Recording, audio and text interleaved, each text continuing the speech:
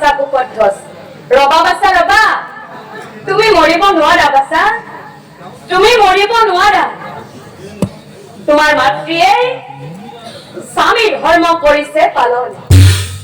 আৰু সেই কাৰণে সাৰ্থক হইলা মাতৃৰ জীৱন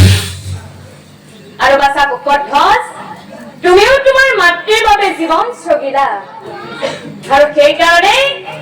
কাৰণে তোমাৰো মহাপূৰ্ণ হইলা বাছা বুকত ধস আমি তোমালোক তিনিওজনৰে কেৱল পৰীক্ষাহে চাইছিলো হেৰা বাছা বুকত ধস পুত্ৰই যদি সৎ গুণ সৎ কৰ্ম আৰু সৎ চৰিত্ৰবান হৈ পিতৃ মাতৃক শ্ৰদ্ধা আৰু ভক্তি কৰে সেই পুত্ৰৰ সৰ্বমংগলময় হয় সেই জীৱনে মৰণে আৰু আমাৰ নাৰীসকলক কৈছো নাৰীয়ে যদি নিজৰ স্বামীক সেৱা শুশ্ৰূষা কৰে স্বামীৰ আয়ু বৃদ্ধি হয় আৰু সুসন্তান লাভ কৰে জীৱনত আৰু আমাৰ পুৰুষসকলক কৈছো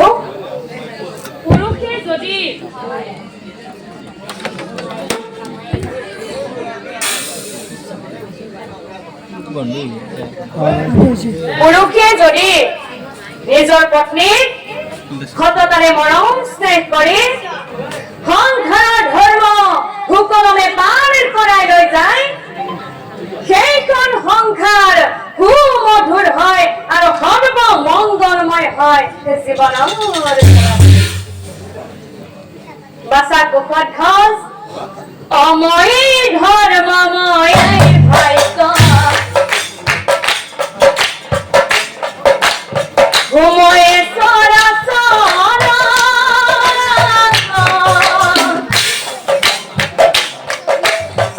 মুখ ভাবিছি তুই ধর্ম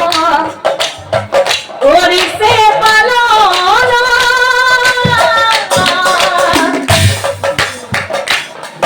ও পূর্ণ হব কে হিতনের যাইবার ইচ্ছা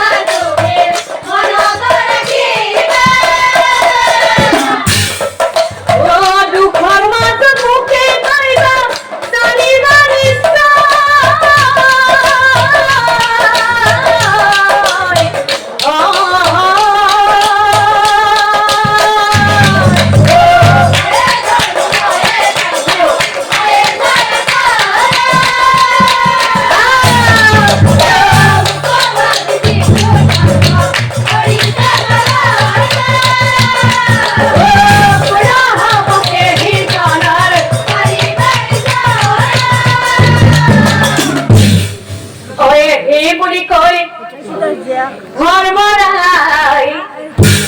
অন্তর্ধান